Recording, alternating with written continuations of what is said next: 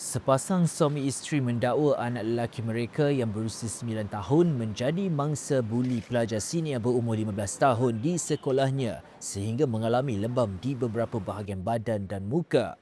Bapa mangsa Syamsul Azran Man berkata beliau hanya mengetahui kejadian yang menimpa anak tunggalnya itu ketika mengambilnya untuk pulang bercuti dari sebuah asrama Mahat Tahfiz 30 Julai lepas.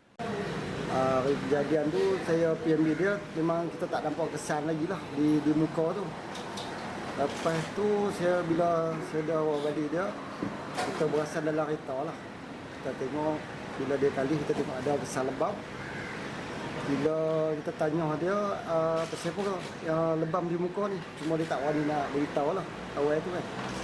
Jadi bila saya tekan tanya pun dia beritahu kata dia kena gemuk.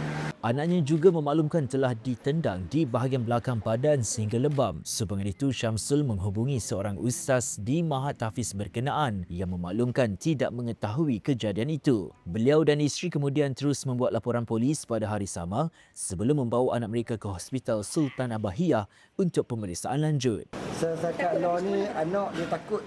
Dia nak pergi sekolah tu balik memang dia takut lah. Dia kalau dia memang dia tak mau. Dia jadi macam dia dah trauma lah.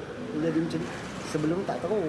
Mereka juga tidak berpuas hati dengan keputusan pihak sekolah yang memberhentikan anaknya sesulan kejadian itu, manakala pelajar seni itu hanya digantung sekolah. Menurut Ketua Polis Daerah Kota Star SCP Said Basri Said Ali, kes itu disiasat di bawah Seksyen 323 Kanun Kesiasaan dan pihaknya telah merakam keterangan daripada pelajar senior terbabit. Polis sedang menunggu laporan perubatan mangsa daripada doktor sebelum sebarang tindakan susulan diambil.